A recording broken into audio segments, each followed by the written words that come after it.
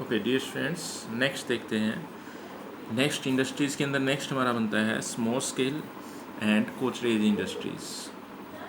इसे कहा जाता है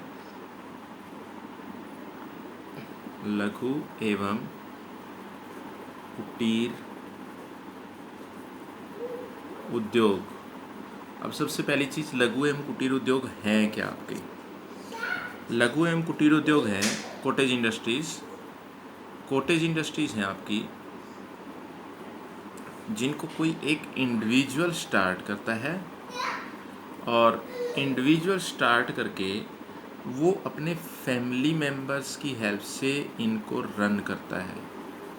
कोई भी इंडिविजुअल इनको स्टार्ट करता है, कोई भी एक व्यक्ति, और अपने फैमिली मेम्बर्स की हेल्प से वो आगे इनको रन करता है। वो आपकी कॉटेज इंडस्ट्रीज़ हैं। इनके अंदर मशीनरी का यूज़ ना के बराबर होता है। तो ये है आपकी कॉटेज इंडस्ट्रीज़। दूसरी एक बनती है आपकी small scale industries. Small scale industries क्या है? स्मॉल स्केल इंडस्ट्रीज़ में 2006 से अभी तक उन इंडस्ट्रीज़ को इंक्लूड किया गया है जिनके अंदर जो टोटल इन्वेस्टमेंट है, कैपिटल, और जो टोटल आपकी कैपिटल है उसका इन्वेस्टमेंट, प्लांट मशीनरी जितनी भी चीज़ें हैं उनके अंदर 5 करोड़ रुपए तक का इन्वेस्टमेंट किया गया है।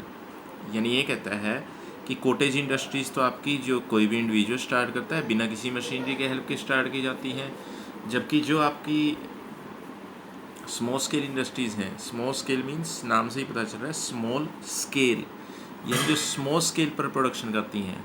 और इन इंडस्ट्रीज़ के अंदर अगर देखें 2006 से एक लिमिट बना रखी है कि जिन इंडस्ट्रीज़ में प्लांट एंड मशीनरी में टोटल कैपिटल जो है 5 करोड़ रुपए तक का इन्वेस्टमेंट हुआ है, तो उस इंडस्ट्री को स्मॉल स्केल इंडस्ट्री माना गया है। उसके बाद नेक्स्ट ये कहता है कि स्मॉल स्केल इंडस्ट्रीज़, यानी ये जो इंडस्ट्रीज़ हैं या ये इंडस्ट्रीज़ हैं, कॉटेज इंडस्ट्रीज़ हैं, तो स्मॉल स्केल और कॉटेज इंडस्ट्रीज़, इनको चलाने का बेनिफिट क्या है, इनको क्यों स्टार्ट किया गया? तो इसके लिए कह रहा है कि इनको चलाने का बेनिफिट क्या है कि सबसे पहला बेनिफिट तो इसका बनता है ये एम्प्लॉयमेंट। जो स्मॉल स्केल इंडस्ट्रीज़ हैं वहाँ पर मशीनरी का जो यूज़ है, यूज़ ऑफ मशीनरी, वो ना के बराबर है। वहाँ पर लेबर ज़्यादा यूज़ की जाती है। अब लेबर जहाँ पर ज़्यादा यूज़ होगी वहाँ पर ज़्यादा एम्प्लॉयज़ की रिक्वायरमेंट होगी।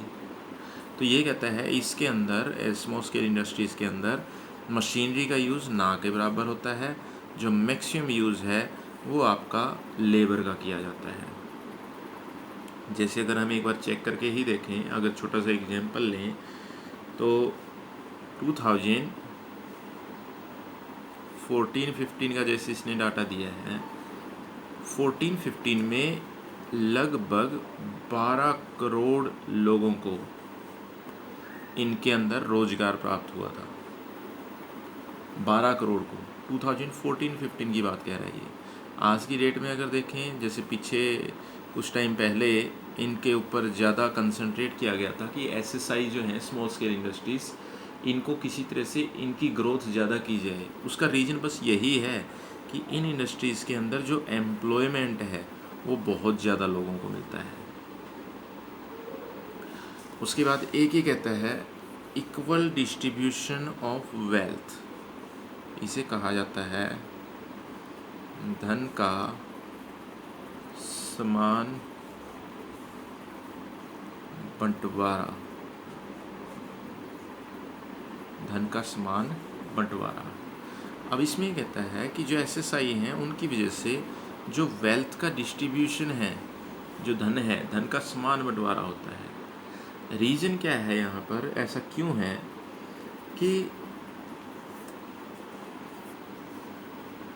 जो बड़े उद्योग हैं, जो लार्ज स्केल इंडस्ट्रीज़ हैं, उनके अंदर क्या है, जो सारा का सारा प्रॉफिट है वो केवल कुछ के पास चला जाता है। केवल कुछ ऐसे होते हैं जिनके पास वो सारा प्रॉफिट चला जाता है। अब ये कहता है इन इंडस्ट्रीज़ में इक्वल डिस्ट्रीब्यूशन कैसे है वेल्थ का। वो इसलिए है कि इन इंडस्ट्रीज़ के अंदर जो कैपिटल है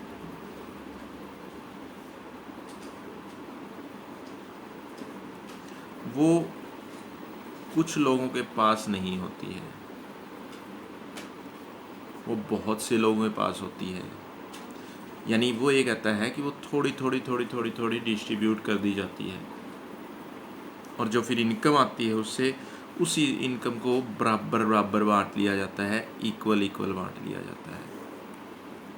यानी जो लार्ज स्केल इंडस्ट्रीज़ है वहाँ तो क्या है, वहाँ तो एक सिंगल सेलर है, सिंगल इंडस्ट्रियलिस्ट है, या फिर एक से दो हो सकते हैं। तो वहाँ पर क्या है, जो धन है वो केवल कुछ लोगों के हाथ में रह जाता है। जबकि ये जो स्मॉल स्केल इंडस्ट्रीज़ हैं, कोई भी इनको स्टार्ट कर सकता है थोड़ी सी कैपिटल से। तो जो कैपिटल के ऊपर जो प्रॉफिट होता है वो सारा का सारा फिर जितने भी स्टार्ट करने वाले होते हैं उनके अंदर आपस में बांट लिया जाता है। ये है इक्वल डिस्ट्रीब्यूशन ऑफ वेल्थ। यानी यहाँ पर ये कहना चाहता है कि कोई भी स्मॉल स्केल इंडस्ट्रीज़ को स्टार्ट कर सकता है। अब अगर स्टार्ट कर सकता है तो उसका सारा का सारा जो प्रॉफिट है वो किसके पास जाएगा, उन्हीं के पास जाएगा। लेकिन प्रॉफिट इतना ज़्यादा नहीं होता कि वो केवल कुछ के पास रह जाए या अनइक्वल डिस्ट्रीब्यूशन हो जाए। जबकि जो लार्ज इंडस्ट्रीज़ हैं वहाँ पर प्रॉफिट बहुत ज़्यादा है और वो केवल कुछ सेलर्स के पास ही रह जाता है। ये है आपका इक्वल डिस्ट्रीब्यूशन ऑफ वेल्थ। इसे कहा जाता है धन का समान बंटवारा। एक इसके अंदर बेनिफिट आता है और वो क्या है आपका, वो है आपका डिसेंट्रलाइजेशन। डिसेंट्रलाइजेशन क्या है, विकेंद्रीयकरण।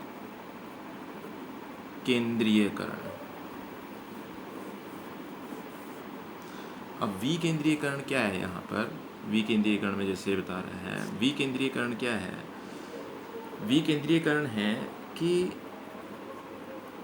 जो ये छोटे उद्योग हैं ये विकेंद्रीयकरण कर देते हैं। विकेंद्रीयकरण क्या है यहाँ पर, डिसेंट्रलाइजेशन। डिसेंट्रलाइजेशन मीन्स ये सेंट्रलाइजेशन नहीं करते, केंद्रीयकरण नहीं करते। जो लार्ज स्केल इंडस्ट्री हैं वहाँ समस्या क्या आती है, जो लार्ज स्केल इंडस्ट्रीज़ हैं वहाँ समस्या क्या आती है, जितने भी लार्ज स्केल इंडस्ट्रीज़ हैं वो सारी की सारी एक जगह अगर स्टार्ट हो जाए तो सारी की सारी वहीं कंसंट्रेट हो जाती हैं। जैसे आप अगर चेक करके देखें, हमारे यहाँ गुरुग्राम में लार्ज स्केल इंडस्ट्रीज़ हैं बहुत सारी, लेकिन अगर आप चेक करके देखेंगे मैक्सिमम वहीं कंसंट्रेट हो गई हैं गुरुग्राम के अंदर ही। हरियाणा में कुछ फरीदाबाद में भी हैं।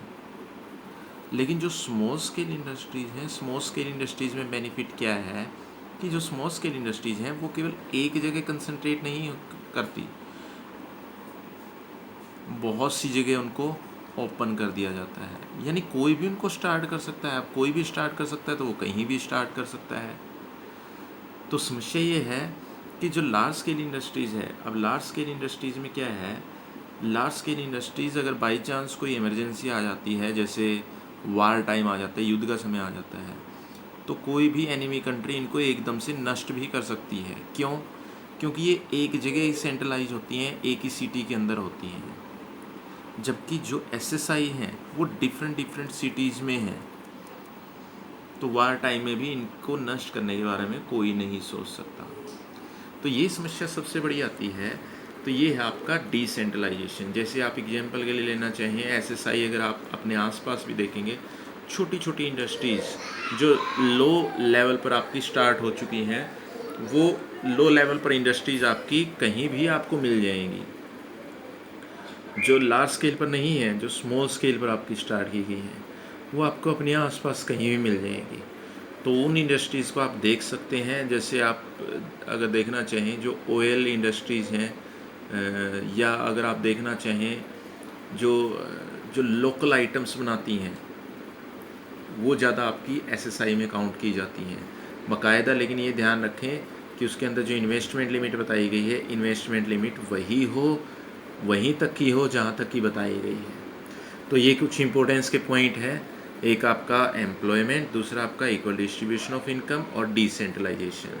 ये इनकम का इक्वल डिस्ट्रीब्यूशन करता है, वेल्थ का, एम्प्लॉयमेंट ज़्यादा से ज़्यादा जनरेट करता है, और सेंट्रलाइजेशन की बजाय ये डिसेंट्रलाइजेशन को ज़्यादा बढ़ाता है।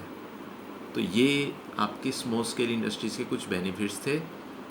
इसके बाद जो नेक्स्ट बच गए हैं वो हम नेक्स्ट डे में करेंगे।